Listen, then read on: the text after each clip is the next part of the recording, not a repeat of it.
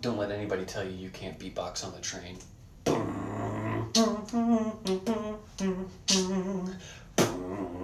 Maybe I'm a breathing.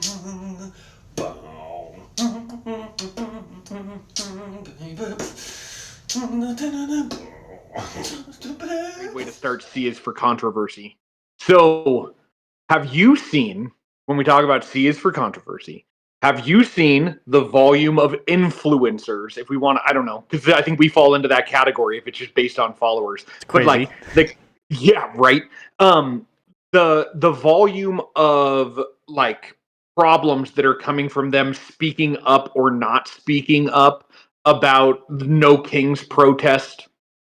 Has Yes, that crossed your path at all? it's crossed my path, but I don't interact with those. I don't know. I think it's kind of boring trying to get influencers or celebrities to speak up and say something, and that might be controversial. But it's just like, I mean, yeah, they have a platform. They have people who can listen to them, and I guess there's an important part of that. But also, I think it was like Bo Burnham who like made a little skit, and he was like, it was like when he had his little sock puppet, and he was talking about like oppression Yes. and stuff, and it's like, uh, I don't care what you do, just don't give me the burden of like educating you. Like, this should.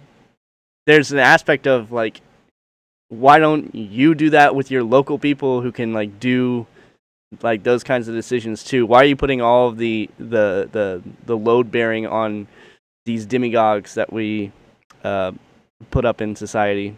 I don't know. You know. I because you see it, and I can't. I've seen. I maybe I watched one video for too long, and then it just kept on coming up on the algorithm. Yeah. I don't know. Maybe I don't know what to even think about that. But the more that I watched it, the more I was thinking like, is this something that I actually make a post about? Hmm.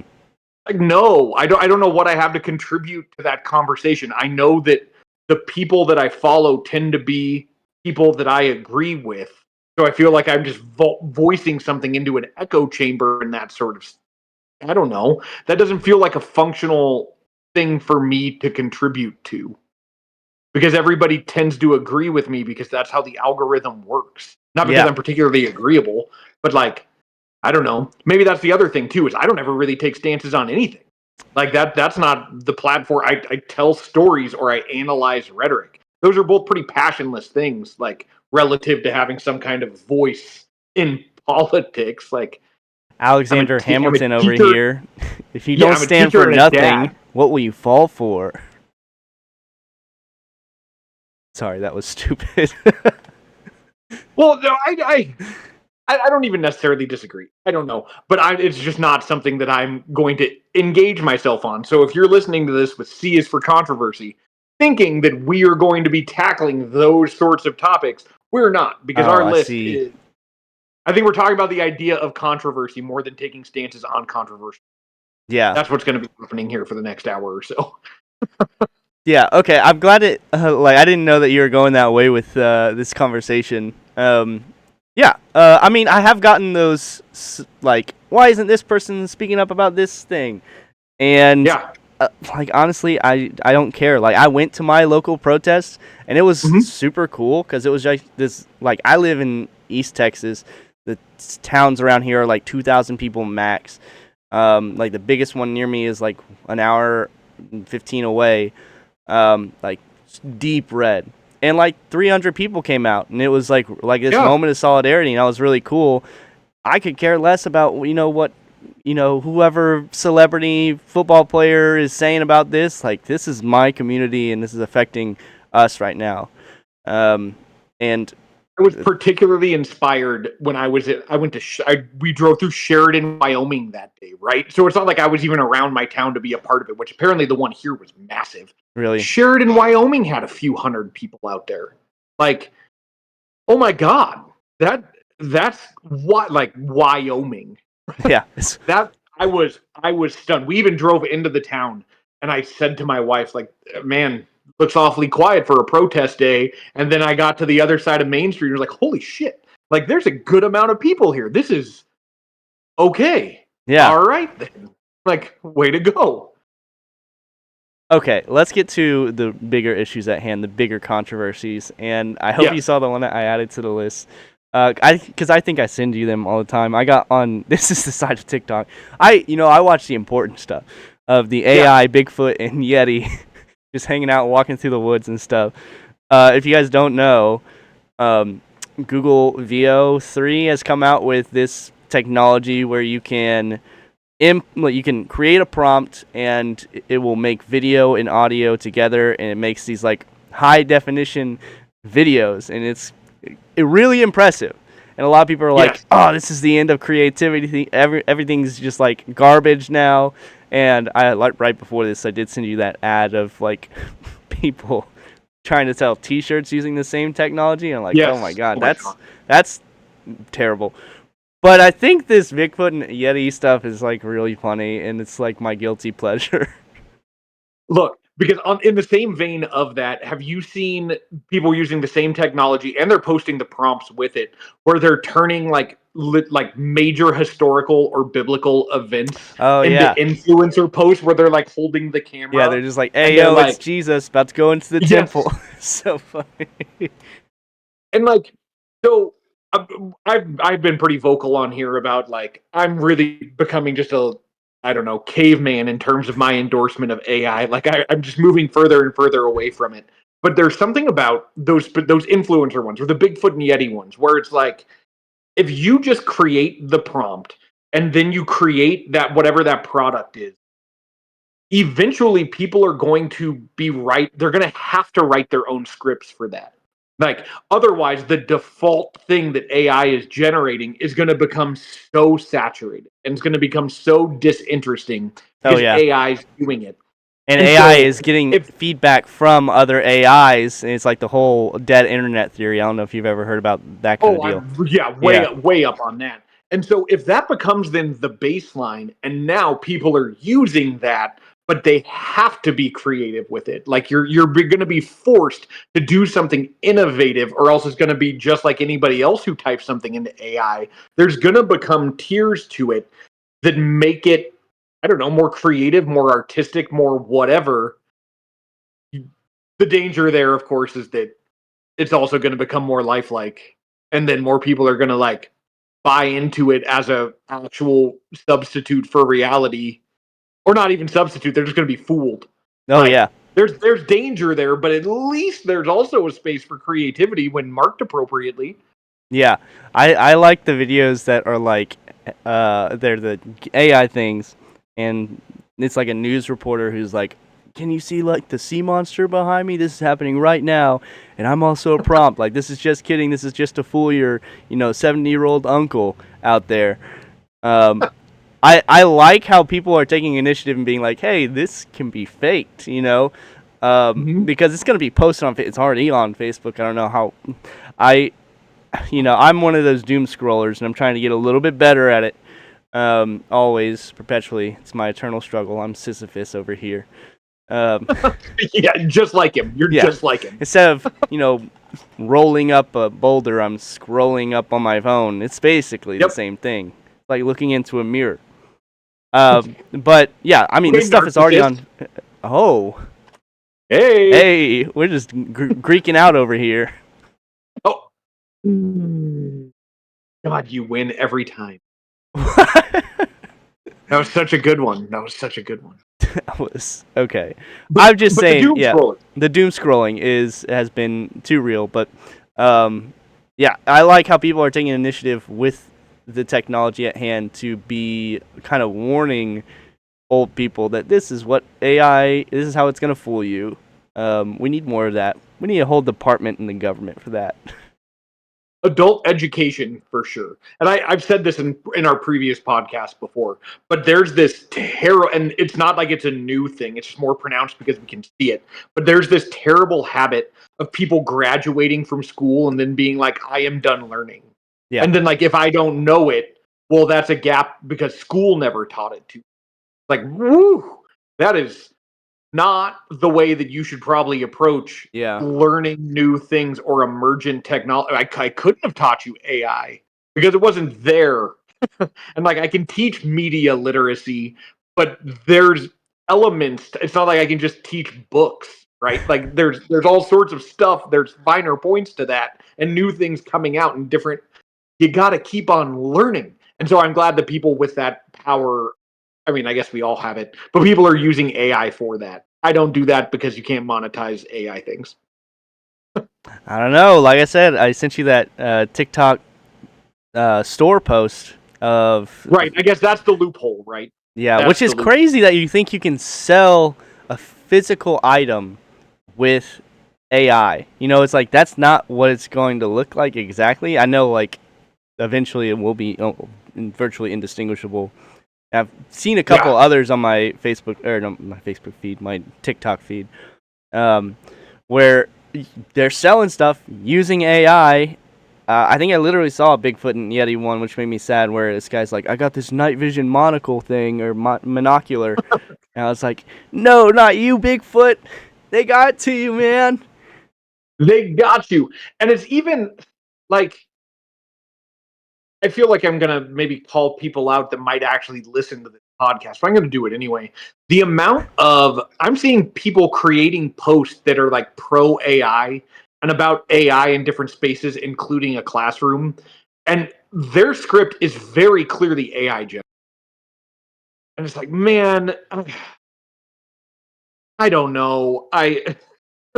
That feels, now you're subbing out the actual act of educating about AI. Now the AI is educating about AI, and you were just a vessel by which you were disseminating the words that were generated by the world's most advanced like autofill.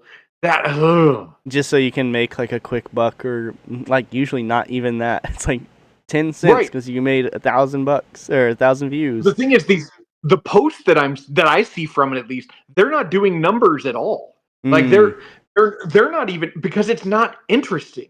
There's, if you just read it, it's not engaging. And like Chat GPT you can try to tell it to be engaging. You can do all of those things, but it's just, I'm wondering how close we are to hitting a wall. Hopefully, we're like, we just recognize that AI is bull. Ooh. It's boring. Have you seen? Oh my god, I saw it on Reddit, and I didn't read the article, and I need to. But people that are essentially turning like their conversations with Chat GPT into a whole belief set, where they're truly believing that it is becoming sentient, and they are using it to speak to like people that have been deceased, and like this is becoming a thing. It's like it's not sentient. That's crazy. It's not. It's learning your speech patterns. It's not learning to think. Yeah. That's not what's happening right now in the Chat GPT we are using. Maybe it's happening elsewhere, and suddenly, like the red eye's gonna turn on and it's gonna become aware. But that's not what's happening here. But man, people really want that, I guess. I don't think I would mind it. I think I gotta say that so that Dante's Basilisk doesn't come after me, right? Have you heard of that? I know what a basilisk is, and I know who Dante is, but not together. I think it's Dante's Basilisk. Let me look it up so I don't get it right. But basically, I know about the one at Hogwarts. That was pretty big. Like, maybe it's not Dante's Basilisk. What is it? Voldemort's? Internet Basilisk. Rocco's Basilisk. That's right. Rocco's Basilisk. Hold on. There's a garbage truck outside. Let me close my door. Dang, look at him go. All right, tell me about the basilisk. Okay, so it's a thought experiment, right? Oh, about okay, a super intelligence like AI that is going to exist far in the future. Well, kind of. Okay. The Wikipedia says is a thought experiment which states that there could be an otherwise benevolent artificial superintelligence in the future that would punish anyone who knew of its potential existence but did not directly contribute to its advancement or development in order to incentivize said advancement. Is that so? Yeah, that makes sense. That like, makes total sense. Eventually, there's going to be this super AI that will know whether or not you help contribute to making it come to life.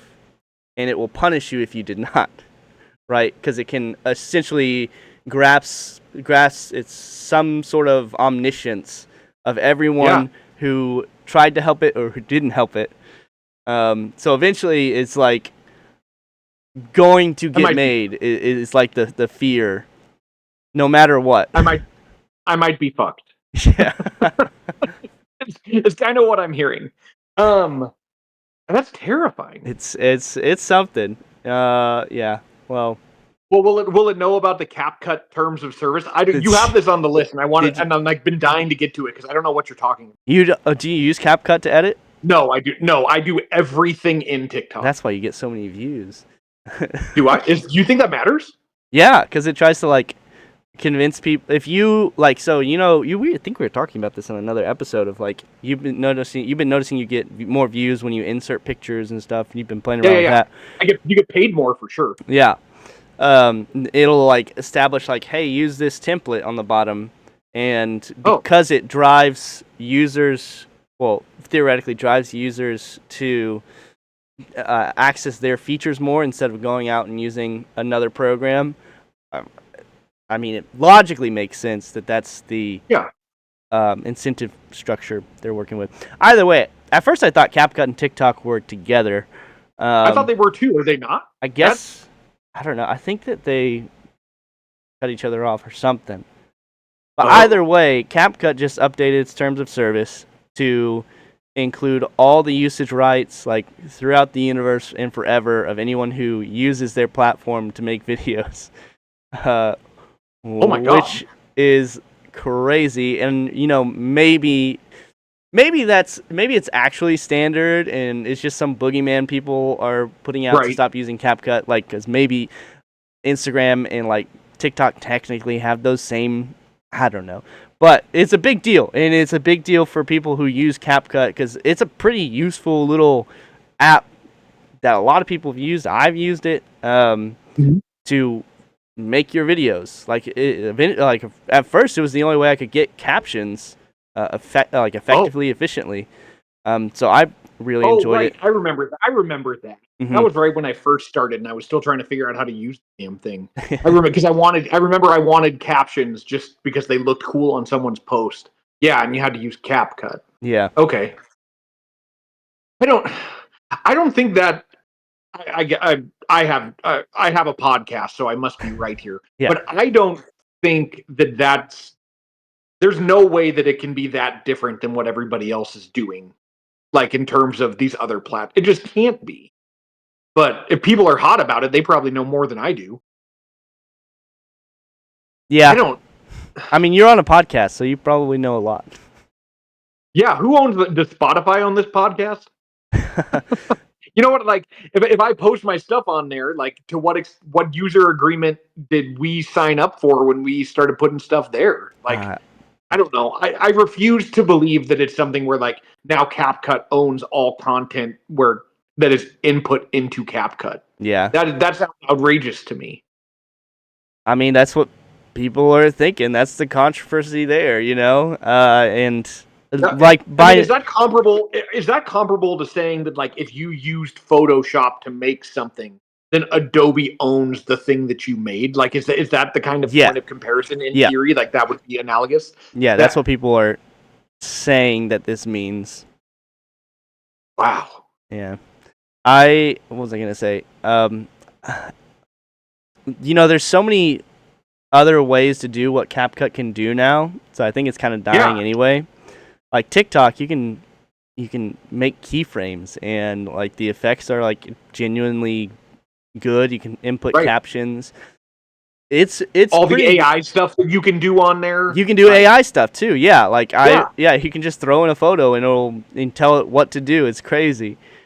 So it's like I think CapCut is kind of just going by the wayside, man. I can't think of what would be the function of needing that sort of third party app to do. Maybe I'm just not that creative. I can't think of something that I would need that for at all. Yeah, and if you're trying to get into the harder things, like there are like Adobe has, I think, like Lightroom, which is technically free, and DaVinci Resolve is free. Like there are so many other ways that have more complex things that are free or worth the price that CapCut just can't compete with. And even taking it to a different place, from the perspective of somebody who is using TikTok as a source of income, like that is what I am doing. When some of those videos that not everything we say requires that degree of production. Like when you're overdoing it and there's all this just like shit flying around, and then you have all the captions, but then you forget to resize them, so they cut off on the edges, and then like you're messing with all of those. It's an overproduced thing to say something simple, and that smoke and mirrors I don't think lands with many audiences. Like they don't need all of that. Yeah. You can The amount of people that just sit in their cars and tell a story is like, and that's enough. You just don't need all of that, like the bells and whistles. It doesn't seem like something. I can see why it would be dying. I can see why that would be a supportable observation. Yeah. Unfortunately, I feel really called out right now because that's kind of like what I did with one of my recent videos. And I was just kind of goofing off, like just kind of playing around with style. Sure. And I made a video about Tommy Tough Knuckles, who's this TikToker and Instagram guy who goes and makes like super unethical pranks. Not like pranksters have been very ethical, and like if we're talking like 2012 YouTube, they're like kissing strangers for $10 or some stupid stuff like that. You know, he's like asking employees to go check on his friend in the bathroom who's like stuck in a stall. And which is like, as an employee, I'd be like, dog, you're the friend here. I'm not helping you. This is not my liability. Yeah. And he's like going into different restaurants and he's just like dropping buckets of food on himself, like for the employee to clean up after. It's stupid. Like, it's just like the entertainment value is there. I hate the person you're talking about, and I've never seen what you're talking about. Yeah. But I made a video and it was kind of like, it started off as just like, it was in my analytics. I think I sent you the like TikTok sends this like, hey, weekly update of like things that are trending in your hey, you should make these videos about these topics. And I saw one of them about Tommy Tough Knuckles. I was like, okay, I'll start off. I gotta tell you, that makes me laugh. Love that so much because TikTok doesn't even send that to me. They're just like, fuck it, you're too old. You're not gonna read this anyway, old man. So I don't get any of that at all. I found it super fascinating. I don't know why they have me for. I'm not, anyone special. You have 250,000 followers, and that was the defense that I wanted to give you here right now. You experimenting with different ways to make these videos is very, very different than somebody who's like trying to break into this and like doing that because that's what they think is required in order to monetize. Whereas what you're doing is saying, I want to try something new. It's already established. That seems like a thing that, for you specifically, that feels like a thing that fits into the same kind of audience that might be engaging with this guy if he's this like asshole YouTuber. Like maybe they're interested in it looking like that feels like a logical thing for you to. Yeah. That's different to me. Okay. All right. Thanks for the glaze. Appreciate it. That's all I do. That's what I'm here for. I'm here to glaze. Yeah. So I think that's like going back to I think this is all connected, even like with the AI stuff and CapCut. Absolutely. And like the usefulness of those tools. It's like I want to make videos now that foster creativity and are so far away from what AI can produce, so it like feels real, even if it's like really absurd, like the cuts are like jumbled all over the place, or there's weird like tonal changes throughout the video, like just like to like foster in this is not something that can just be produced by making a prompt, right? And that's not your style at all. I mean, but like I try to make 2 videos a day during. Yeah. One of them is because I wake up early and I go for a run and I want to talk about the music that I'm listening to because I enjoy doing that. It is very self-serving. It is for my own personal health. it can now serve this dual purpose. I love that. And I'm going to tell you right now, a thing that I love, maybe more than anything, that like fills my bucket is when I make a post, especially when it's about rap, because I don't think I present as somebody that like has encyclopedic hip hop knowledge, that like loves it so deeply in my soul. So I'll make a post about like Earl Sweatshirt, who I've been listening to forever, and these different points of comparison. And then in the comments, all it takes is one kid to be like, Unk knows ball. Unc knows Like, ball, I'm dude. done. Yeah, Done. I'm done. That is I it. did it. I don't That- care if I make I don't $2,000. I don't care if this gets I don't- nothing. Unc I knows don't ball. give a shit because some kid was like, "Oh my god!" Like he mentioned Jay Dilla, like he knows ball. Thank you, thank you. Like God, I appreciate that. Unk is a term of endearment at 41. I don't know. No, I like being Unc. I do too. It's endearing. It's endearing. It's like it's reverential in a sense. Yes, it feels great. Yeah. And thank you to everybody who's ever been in my comments that says it. Like, man, really nice. Like, Unk's on peak. Yeah, he is. Yeah, he is. Yes. Unc would And be I'm a glad. sick teacher. I'm not. I knew I was. I'm glad that came across. And you recognizing it is what makes me feel good. I knew that about myself.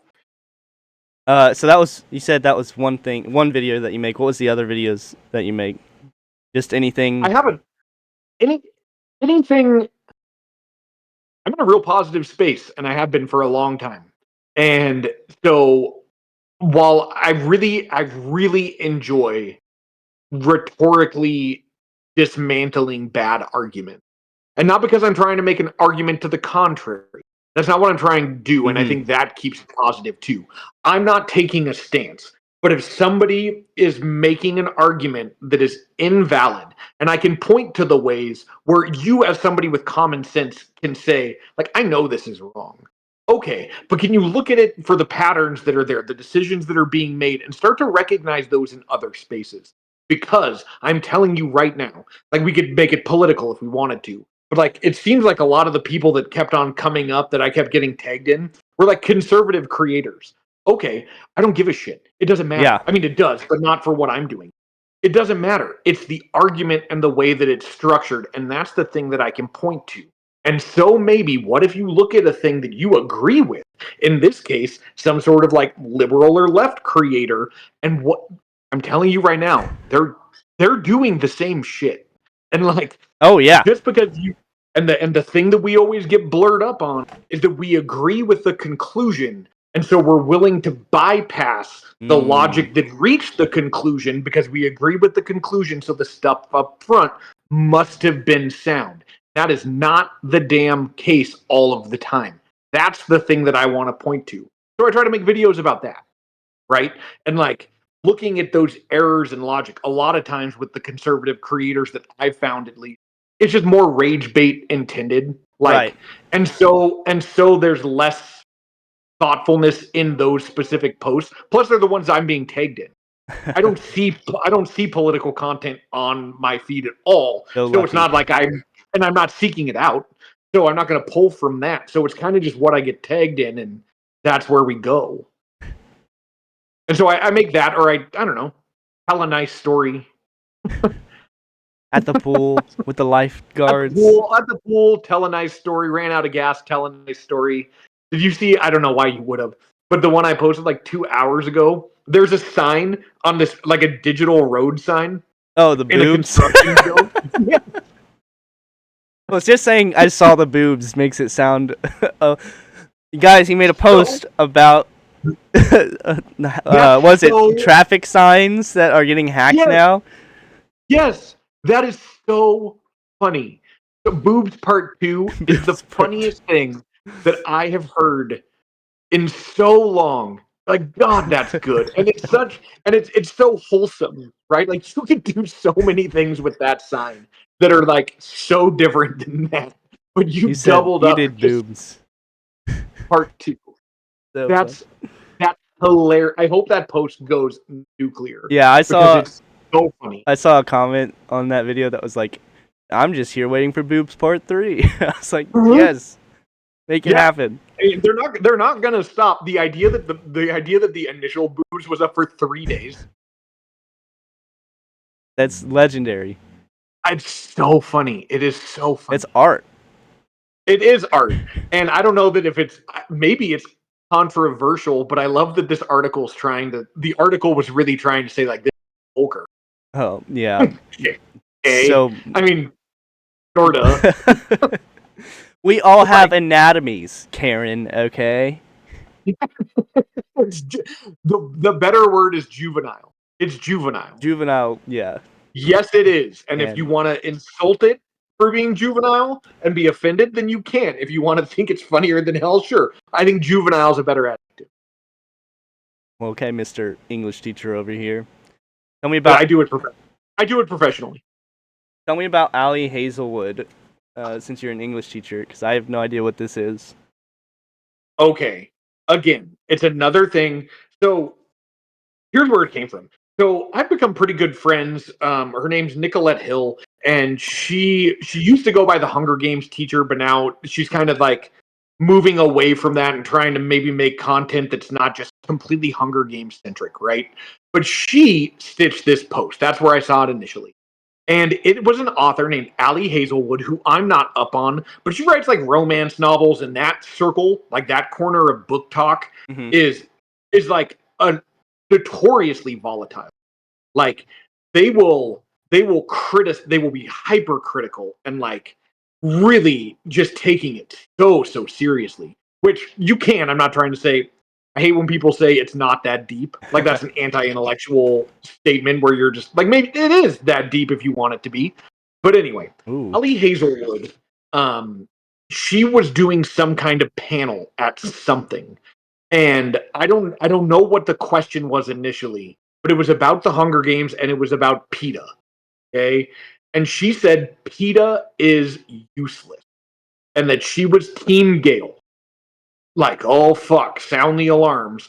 So people went for her. Like, and this is if you watch this clip, and maybe we can like, I don't know, but like if you watch this clip, it is so off the cuff. It is so not intended to be serious. It's so exaggerated. It's clearly like a generalization. She's laughing with the audience is laughing about it. Like this is not a researched intended stance to criticize Suzanne Collins or to criticize Peter Malark, who, by the way, I don't know if you know, isn't fucking real. So it's not. So It's not like that. She was harassed so heavily because of this stance that she took, this controversial stance on Peter Malark, that she deactivated her Instagram. Oh, man. Like, and again, I think there's something to, and I think about it a lot, but that tweet from Tyler, the Creator, forever, where he's like, what the fuck is cyberbullying? Just like, turn that shit off. And then it's like, what are you talking about? And there's certain times where like comment sections get intense and it's like, I just need to not look at this. And I need to not engage with this. We've said it before. You're only as important as your top row. This will go, it goes away. Like the collective Crazy. memory of social media is real light, but it feels like everybody's attacking.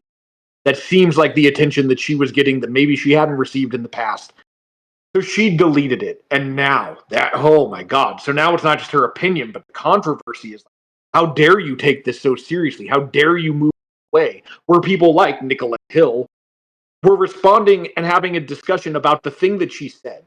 Because it's not uncommon to like criticize PETA as a character. So let's talk about PETA as a character. And like that discussion is one of interest. She wasn't bullying her off a platform. She was taking it as a launching point to have a conversation. Mm-hmm. That seems like what social media is. But to then like get after her about words on a page, like this isn't. I don't know. That's wild. That Let me attacking someone with is bonkers. well, let's just see your own feelings. Are you a PETA apologist? Are you like I don't. I'm a staunch defender of PETA? Okay, I have Make a PETA hot takes right now. Put it in the oven. Make that PETA rise. Oh, just like pita bakes bread. Let's cook.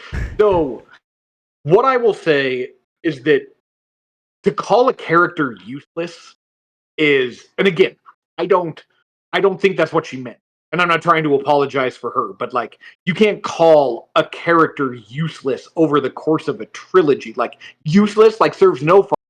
That is not the word. That's not what you mean. It's definitely not. It's clearly an exaggeration. You're speaking in hyperbole. Peeta Malark is dynamic as hell. More dynamic than Katniss, as far as I'm concerned. Because Katniss is somebody who she she she's low emotionally intelligent. She doesn't recognize her feelings for the people around her very well, like except for her family, which is very pronounced and very clear, and that's where her development comes in. But then you have a character like Peeta, who's like the moral compass of all of it. Yeah. and and so her like relationship, she learns so much from him.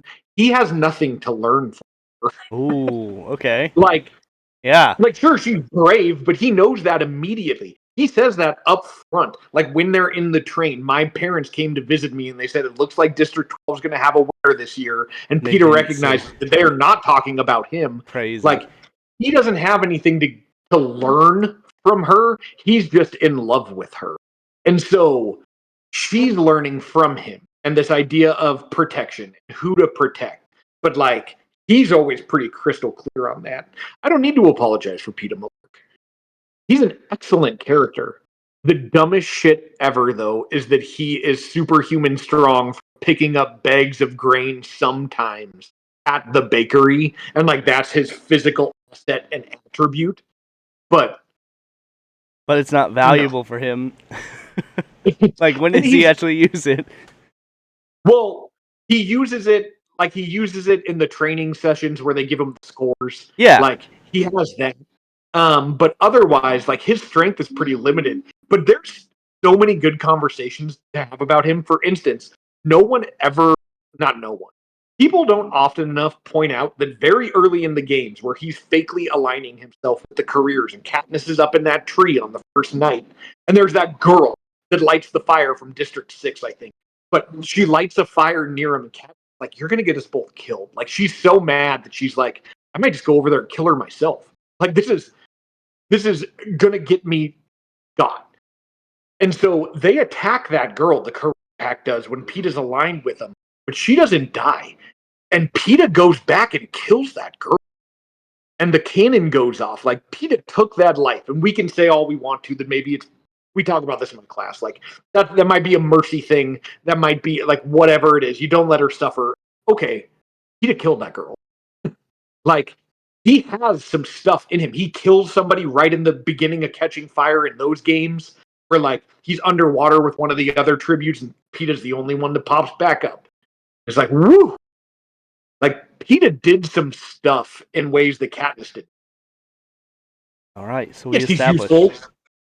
He's useful. She's useful, not only as like a character in the story, but as a vessel to just like show a type of character. Like, Yeah, yeah, and he's flawed. Like, his allegiance to Katniss is so blind, hmm and like there's errors there.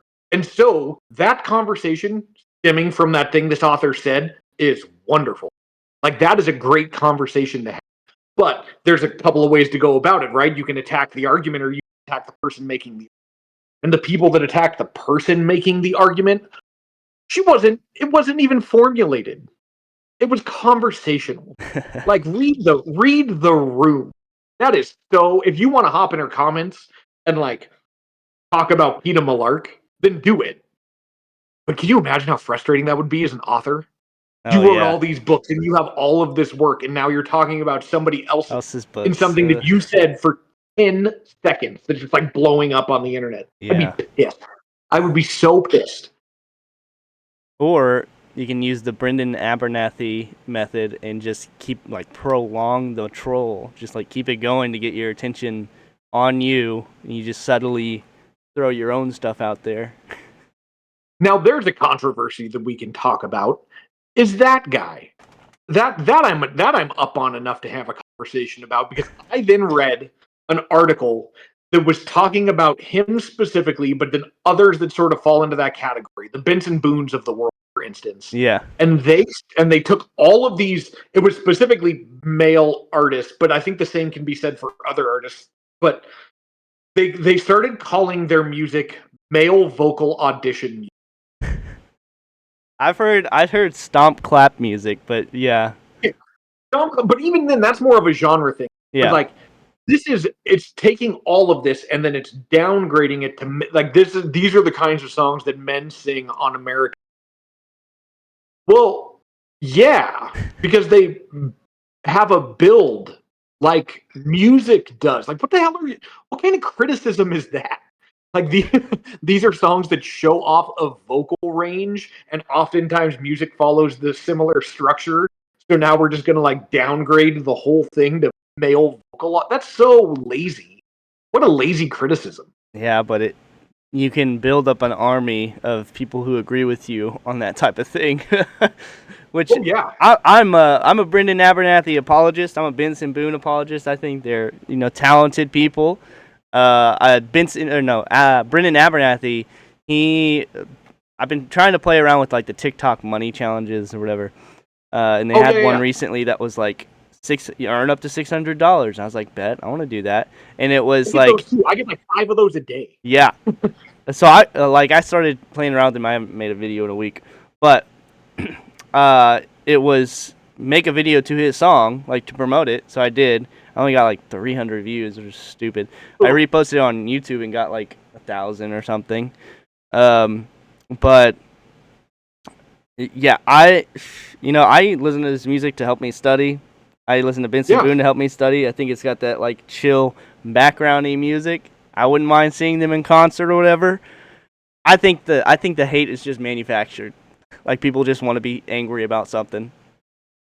And that's a common statement in comment sections, right? This idea, like the hate's so forced. It's nice being on someone's team. Yeah, that mob mentality. That's exactly where my brain was going. That mob mentality, it's the same thing that happened. I don't know. With a gun to my head, I cannot tell you this girl's name, but it was some song where she had this like big vocal like range thing where she sings real big and loud. And they said it sounded like car commercial music or something. Oh man, who is that? That's and Lawrence. It's like, then Lawrence. You like find them in the comments where you're like, where people were like, this music is good though. Yeah. And like this is like she has a huge body of work, and even this isn't even corny. Yeah. This isn't. It's talent. Why are you all saying this? Yeah. Like, it's just music. She's singing a song. Yeah. Lawrence, I think I sent you something about John Bellion. So he yes. had. Okay. Where the hell did that guy come from? I only listened to the first half of the album, but I loved it. Oh, really? Okay, I was kind of nervous because it's kind of an acquired taste, but he's a big producer. Like he's written things for like freaking Rihanna and Maroon 5 and Justin Bieber, and he's been like disillusioned for the past like half decade, and he's like, I'm not gonna make any more music because freaking Live Nation stole all my money and stole all my rights, and I'm not going to give them a satisfaction, that kind of deal. And he was like, earlier last year, I think he created a record label of his own, and Lawrence is a part of them because Lawrence is the one with the lady who sings on the car or has the car commercial sound. Gotcha. Yeah, so they're like, it sounds like an Old Navy commercial. Like, okay. So what's the problem with that? Right. Let's see you make an Old Navy commercial, okay?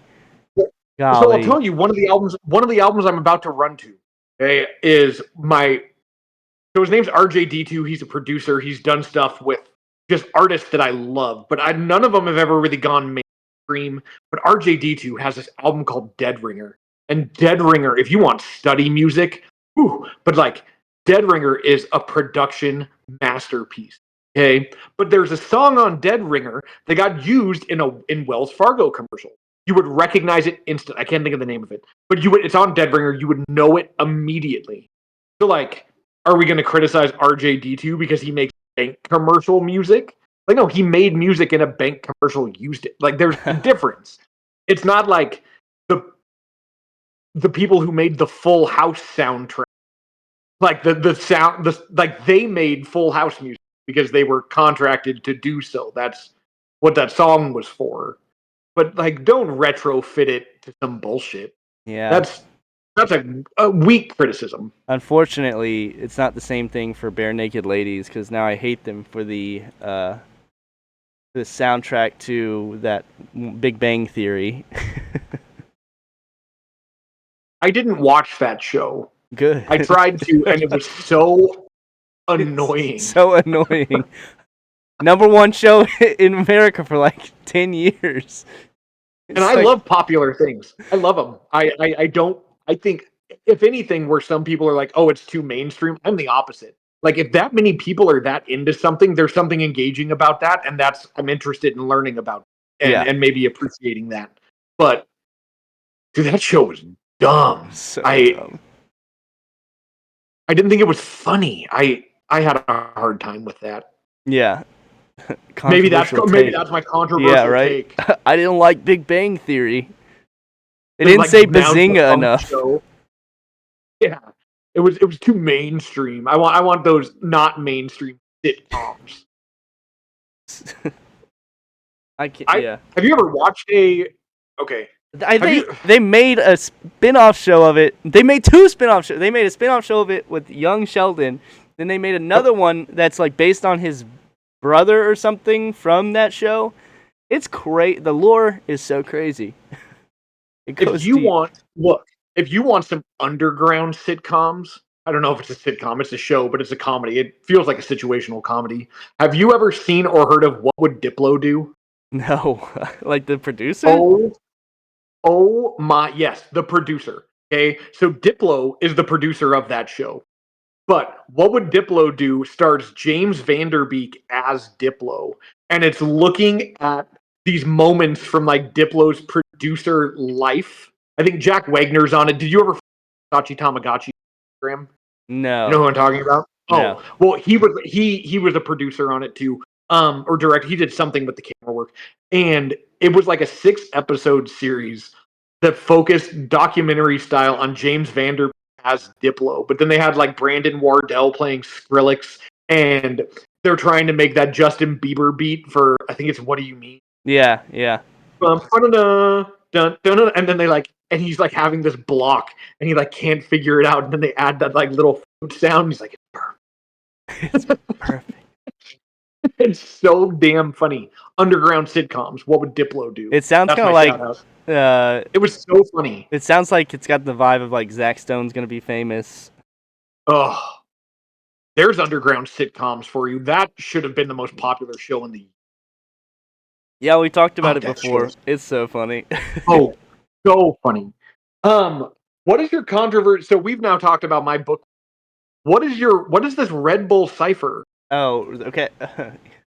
I don't know. I've got a lot of friends. So I was in a music video the other day. You do have a lot of friends. You do. I do. Yeah, it's a big change for me. I have too many of them actually. Trying to eliminate some of them. It's like Survivor over here.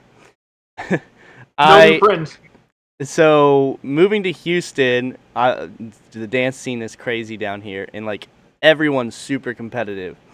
So recently, all my friends went to this Red Bull event. So like the major dance competitions, and I think that we ironically, talked about this on the episode that wasn't published. Wasn't that one published? Did we not like it? No, I just I haven't been motivated. I'll release it. No problem. Okay, I'm making sure we didn't say something shitty. No.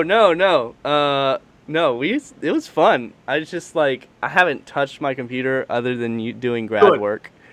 Fucking good, Mikey. Good for you. So these can just be us talking. I don't care if they go anywhere.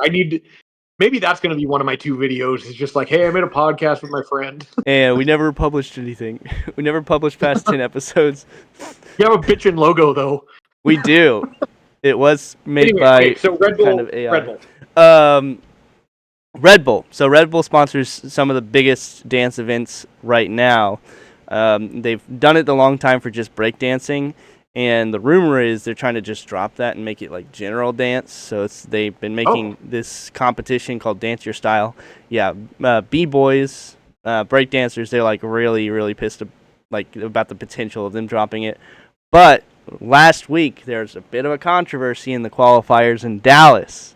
So usually, like hundreds of people are coming out to this thing to qualify, and you got to get a ticket and like months in advance, and it's probably like a limit of like 200 or something. Wow. Yeah, they go out really quick, but they go out there's like competitions all over the nation and then all over the world. But there's this one that was in Dallas. So basically what you get like a 30-second showcase, and judges judge you, and they say, okay, you may get to the next round to do the battle round, basically. So you show what you got for 30 seconds, and they say, okay, you're good, you move on. That's the normal way of doing things. Does that make sense? Yeah, that makes Okay. I know I'm familiar with the structure in that. Okay. Sense. So yeah, I got that. So the Red Bull Dance Your Style were like, hey, we're going to do this something a little bit different because we're cool and quirky. We're going to have people do cipher circles around this big building complex. So like a cipher circle is like, it's still a showcase, but it's like everyone gets in a little circle, and you got to dance in it. And then that's a rap thing. Yeah, that's a rap thing similar to the rap thing. Yes, exactly that. So you had to get judges from each cipher circle across this like massive complex. You had to find the cipher circle, and then you had to dance there, and then you had to have the judges approve you.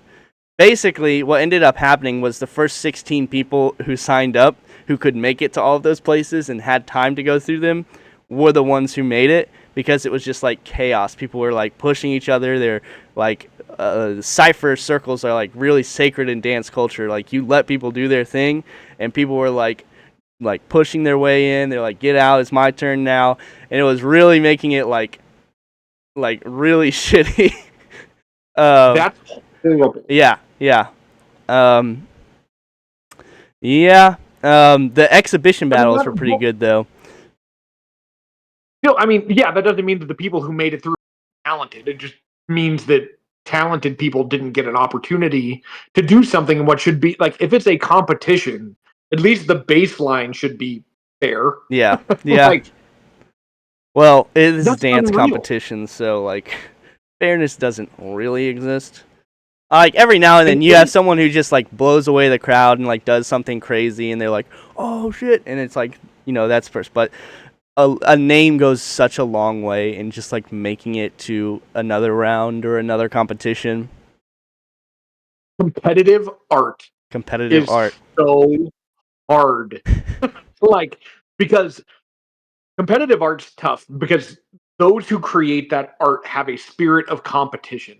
But the idea of then gauging the value of it in a way which says this art is better than this art is so challenging to quantify. And I feel like with dance, it's even harder. Like, that was always one of the criticisms of rap battles, right? Was like back during they called it the World Rap Championships, but in 2005, 2006, this is like in a post Scribble Jam sort of, this website called jumpaoff.tv put on what they called the World Rap Championships, and they had 10 two-man teams in like 8 cities. And those two-man teams battled each other twice, and they did it all in a day. So these guys battled 10 times in a single day. That's crazy. It was freestyle. It was like right off the top, right? And so the WRC 06 was like the one that was super controversial and problematic, because you had these 2 dudes from Australia. One of them was a friend of mine. He's going to be on my album. But these 2 dudes from Australia that were so fucking good. Like, they were unbelievable. And they stomped some of like the heaviest. The 2 guys from LA, like Ilmac and Thesaurus, were amazing. But there was these 2 guys from Jay's Juice and Frankie Waps, and like they were kind of funny. Such sick names. And like they were, and they were just so New York. So whatever. So they win their respective places. They get to the major competition, which, guess what, is being held in New York. That's where the final. And so, Ah. and then the judging panel is a bunch of like very respected but almost entirely New York artists, and the crowd is all New Yorkers. So then you bring in these guys like the two dudes. Oh my god, the guys from England, from London, were so good too. And like, so they brought those guys in because I think Jump Off might have been British to begin with. So they bring those guys in. They bring in these guys from Australia, and they're they're good. Like they're performing well, but there's zero crowd energy. None. Oh. Like, and you can tell it's based on like a discrimination from accent, right? Like that's a part of it. You can tell it's based on just like you're in America and these guys are very distinctly not American. Because you watch those guys when they were in London or when they were in uh, Sydney or wherever they were, they kicked ass. Like it would. It's some of the. I still go back and watch them because it's so good. Make it to the WRC. Guess who makes it to the finals? The The New two dudes Yorkers. from New York Yeah. who are pushing out an inferior product, who got a way easier side of the bracket because the two dudes from Detroit were amazing and they had to face the guys from LA who won it the year before. Like that was inarguably the best performance of the whole thing. I hate stuff like that. So that's a history lesson on rap battles. Yeah, but it's just like the controversy in judging art and like having art as competition. Yeah. Yeah. I get it. And it came to life here in Red Bull, Dance Your Style. I'm really Because hoping. you want to be the best. It makes sense. Yeah. It makes sense to have somebody crowned a champion. Yeah. But there's so many contextual variables that Yeah. make that land differently. Whereas if the same thing happens in a different place, you probably end up with a different winner because crowd and atmosphere dictate impact. Yeah. They're Controversial too hot crucial. take. This is why I actually did like the judging system for breaking in the Olympics last year. Yeah. It felt like people who know nothing will be like, "Oh, it's an art. You can't judge art." Like they had like a rubric that they were following, and it was like Yes. 6 categories, and you got it out of 10. Like, and they showed you as it was going along, and you could like make the connection, like why this person or that person didn't make it on. Now the structuring of that of the battles was a little bit weird. Yeah, the girls. It's crazy. The guys, I feel like, made such an incredible display, and it was like worthy. I still get chills thinking about the battle of Hero 10. Like he knew he was gonna lose, so he just like went all out for the Olympic stage. It's crazy. And that's like when the art like really started shining through, even though it was just like a freaking powerhead. Still though, how dope is that? Like, Yeah. and I think that's where maybe I'm finding so much importance in making these rhetoric videos because much like art, people tend to say, well, it's my opinion, right? And so if I say it's my opinion, then all of a sudden it is opinions because they have the same name, an opinion. No. We can measure. We can do that. That's these posts that I'm trying to make. Is like, cool, it's your opinion. You're wrong. Well, cool. I'm sorry. And maybe this is this was actually the thing I wanted to, maybe this is where we pivot to education, but like, maybe this is controversial, but maybe we're being too fragile with people's egos and not necessarily telling them the truth about things, even though, and this is for students, right? Like, even though they tried. Can you say that again? You kind of cut out. Even though they tried what? Even though they tried really hard. Oh, yeah, right? yeah. So if a student works really hard on, right? And so like their ego is invested in this thing, but the quality of that it doesn't meet criteria. If the actual correctness of it isn't there, and we tell them that, is that being rude? Is that not being mindful? Mm-hmm. And out of these art, competitions and art, I think there's maybe some overlap there. Yeah. Should we be damaging students' egos when it's appropriate and based on things that we can quantify in our? Yeah. Like, I think having your ego damaged is like an important part of growth. Like, someone once told me, like, you know, grow. Maybe it was like a workout guy, but like when you grow, things are going to hurt. Like you get like sore from your joints expanding and whatever. And metaphorically, I think it's like the same for your cognitive development too. It's like you're going to learn things about yourself that are wrong, and it's okay, but you're gonna have to be told you're wrong to move forward. Yeah, the root of why I got rid of points in my classroom and self-evaluation was because I can give very specific feedback. This has room for improvement. This is incorrect. This isn't the way that this should be done. Like this is an error. But the second I can give that feedback, but if I don't put points on it, then my students will tend to hear it and they will tend to do something with it. But the second I give that feedback and then it's like, so this is 6 out of 10 and that's going in the grade book. It's like, Jesus, all the feedback is gone. I failed. It's done. I failed. And I couldn't handle that so much. The fragility of ego is why I got rid of points. Ooh. Because I couldn't work around it. I couldn't work around the ego.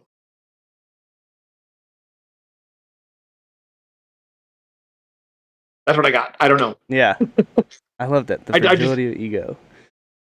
Yeah, like that was the thing that was holding learning back. Was that, and then again we move into the mob mentality where it's like, well, I got a 3 out of 6, then your friend got a 4 out of 6. Well, why'd they get a 4? Fucking what does that mean? Yeah. What do you... Yeah, just stop.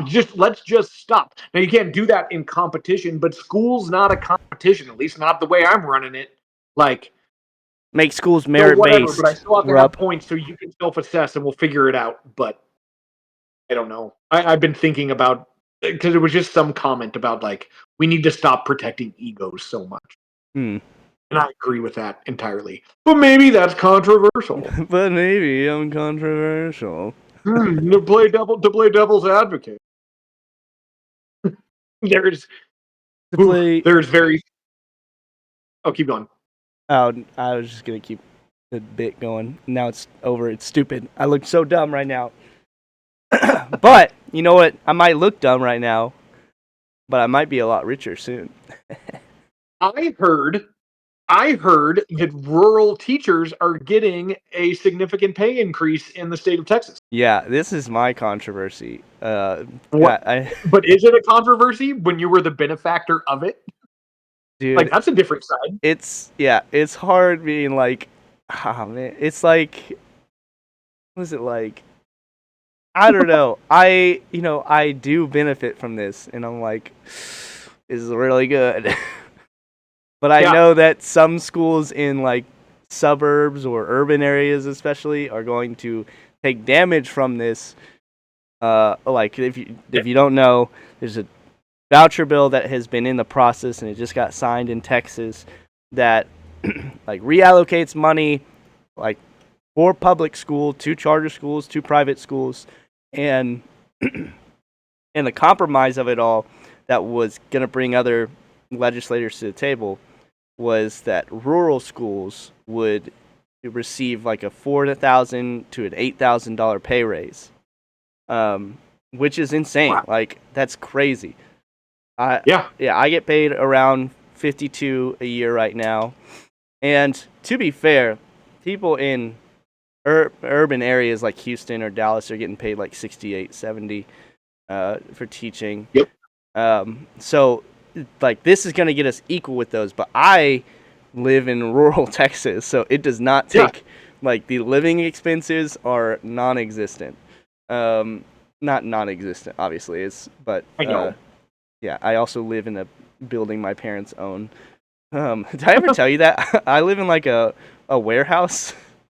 No, I did not know. I didn't realize that. I knew you were parents, but I didn't realize it was part of like a larger complex. Oh, it's really something. It sucks to mow. It's like 4.5 acres.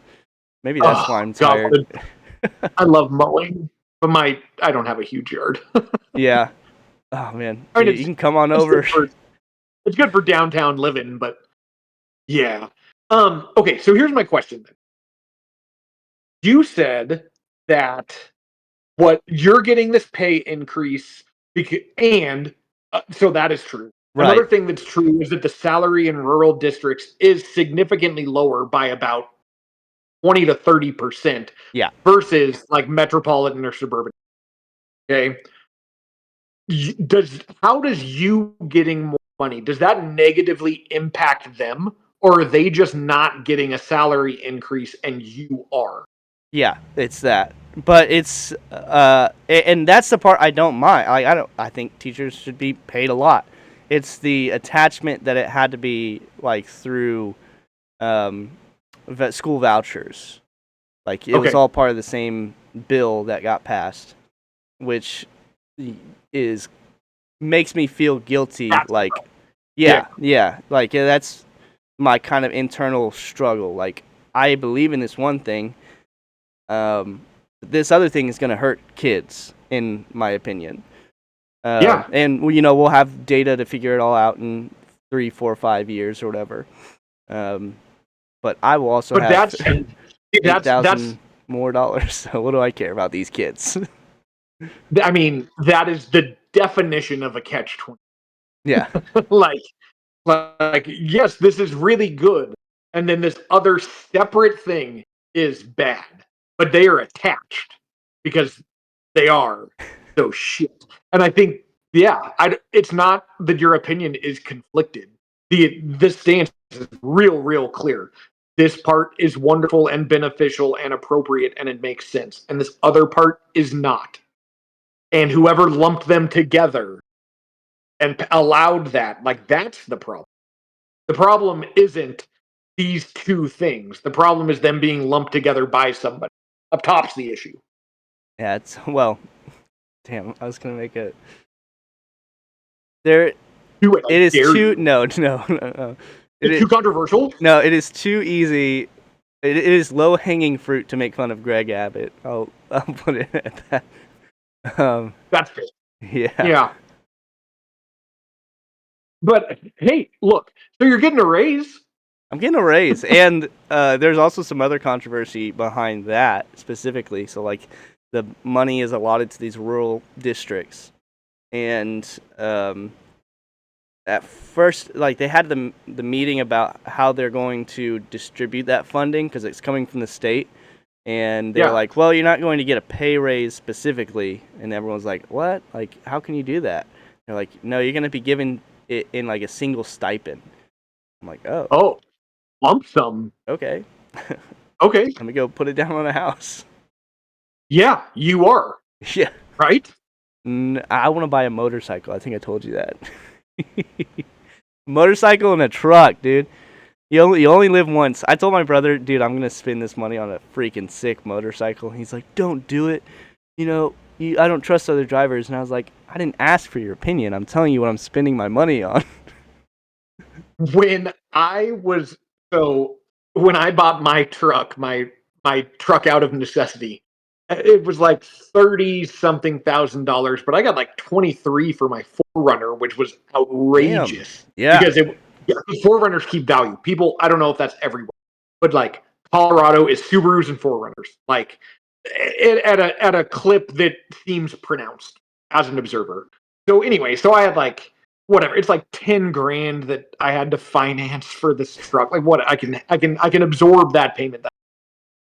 But he was saying that the guy that was in there before, I don't know if someone that was in there before me, bought like an 85 or $90,000 truck, and with all the fixings, the bells and whistles, 18% and interest. like 29%, like something Jeez. outrageous. And Oh this my car god. payment, the car payment was like more than my mortgage is. And he was like, I mean, the guy was approved. And I'm like, so this is the number that you're going to have to pay every month to own this truck. And the guy was like, yeah, that's fine. And it's like, What do you and so the do, guy's sir? like, I'm not here to tell people how to spend their money, but if you qualify for this interest rate on this amount of money, that means that you don't necessarily, even though credit's bullshit, but like you don't necessarily have the track record to really be responsibly purchasing this vehicle. Like, holy shit. So, but in sum, good for you. Fuck a house. Yeah. Who needs a house? I'll build one day with my own 2 hands. I would be hard pressed. I couldn't afford the house I live in now. I think we've talked about that. But like the homes that I've purchased in my life have all been so unbelievably cheap. I have always been purchasing them at time periods where like I could afford them. And that was spectacular. When I first bought this house that I live in right now, it is 2,200 square feet. It was a piece of shit, by the way. Like, it was the grossest house I've ever been in my life. Yeah. And so we've done all sorts of to it, of course. But like, I bought that house, my mortgage before I refinanced, so I could do all sorts of stuff. Like, I had this teaching job now, and my wife had her job that we could afford it. My mortgage was like $970. I bought it in 2011. Crazy. I That's paid crazy. $970 a month to For own this 22,000 square foot house. 2,200 square feet. Yeah, Crazy. yeah. And again, it was disgusting, but like I've been able to do all sorts of stuff to it, and even with the refinance, it is. I couldn't rent an apartment for what I pay for my mortgage right now, even with the refinance. Oh, hell no. No, there's no way. My refi put me at like 15 a month. Like I could never. I could if I sold this house right now, the people's mortgage payment would be at least another grand. Like, I don't. It's so good. I don't know. Live in the economy that you are subjected to, and buy cool stuff that brings you joy, and live in a sweet warehouse. I don't know if I'd call it That's sweet. It's kind of worn down, but it's something. I don't know. Whatever. It's your space. It seems like you have privacy. Your parents aren't in the room next to you, right? Nope. But they do drop in like every morning just to say hey, which is kind of funny. That's kind of nice, though. Yeah. No, I don't know. Like someone who lived away from their parents for 10 years is like super nice. It's like, oh man, I really miss this. Yeah, I could see that. I could see that being a potentially wholesome, positive experience. Good. I don't know. I like all of that. All of that sounds great. Maybe this is controversial, but perhaps one of the biggest scams that's been pulled in American culture has to do with the idea of every individual couple needing their own home versus the family style living that is so common and traditional in other cultures.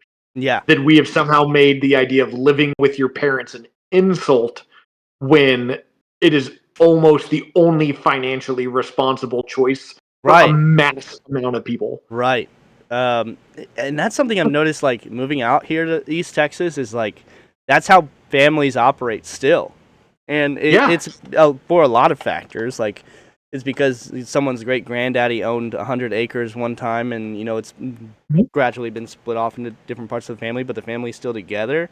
But it's also, like, there's not a lot of high-paying jobs here, so, like, it's out of necessity. It's still a thing. It's just, like, online and in the bigger cities, you still see it as, like, that's your mode of success. Oh, yeah. 100%. And all like controversial. Would I love it if when my kids turned 18, like in a perfect world, not perfect, but in a world, they turn 18 and maybe they go to college. I don't know if they're going to. I have no preference. AI is going to take over by then, and it'll be, you know, you can get a degree in 2 months. Can AI 3D print some houses? Because that sounds great. I think I read an article of someone saying that they're trying to do that. I feel like I've always seen an article of someone trying to do that. That would be wonderful, but like, it would be really great if they were then able to leave and go live in dorms and go someplace and find independence in the same wildly traditional way that I do. Like, I turned 18, I went to college, I lived in dorms, I came back the first summer, and then after that, I started renting apartments that I split, and my rent was like $400 a month, probably less. Crazy. And you were able to afford it, and then I graduated college, and you could, even if my wife and I made $30,000 each, but our first house was like 110. It had a pool in it for like, the 2000, it was a different time. And so you were able to have that, then I could sell it, and with a little bit of money I had, I could move to Colorado and buy this. Like, that was okay. It would be neat if that could ever happen again. But my wife's a real estate agent, and I see the price tags on these houses, and it's like, It's never happening again. we could never have afforded any of these ever in a million. Never, ever. I'd be a family of 4, probably in an apartment or a rented home that I had for 10 years. Yep. With your souped up truck that's costing $1,200 a month. There's no way I'd have a camper, and if I did, it'd be my residence. It'd be your house, yeah. There's no way. There's just none. That financial burden is outrageous. So, all it controversial. But that's all I have to say. Have we got up through our topics? My computer died. Yeah, no, those are all the topics that we said we would cover. All right. I'm going to go get a haircut and go to Sam's Club and get a microphone. Whoa. And then I'm getting a camera today. Like, ooh. Yeah, like a legit camera. Like lens don't edit replacement that things. That would be the most useless thing ever. I agree. Well, enjoy your camera. And if you haven't posted in a week, start making some posts, because I laughed at that Subway one. Yeah. For like a really long time. Well, I thought that was very, very funny. It was a legitimate situation. I went to Subway with my brother, and I told it to my brother, not the Subway worker. Yeah. And I said something more along the lines of like, like when I told the joke, and he was like, "What? Like, what are you saying?" And I was like, "Oh, nothing. I just want to kill myself." You know, it was a lot darker. I was like, I don't think I should say this in a TikTok. So, just a reminder: you don't have to tell anyone exactly what happens in these funny situations in your life. Please lie. That part's not controversial. Please stop telling the truth so specifically. I'll tell you, this will be my closing thing, but like, I finally today felt comfortable telling a story from 20 years ago about a kid. It was on my post about Fall Out Boy, but this girl in a class I was observing. I was still at ASU, and I was at school. Dang. This girl goes, I like Fall Out Boy. This kid goes, Fall Out Boy sucks. She turns around and she goes, well, who do you like that's so great, Izzy? And Izzy said, he shouted it from the back, the motherfucking Clash. Like, I just now felt comfortable enough to tell that story 20 years later. But the kid's name being Izzy, to me, is like the most important part of the story, because like Izzy's just such a kid that would like the Clash. And like, so I just never told it. And now I bet, how old are you? 29. Izzy's older than you. Damn. So I felt okay telling that story. That's so funny.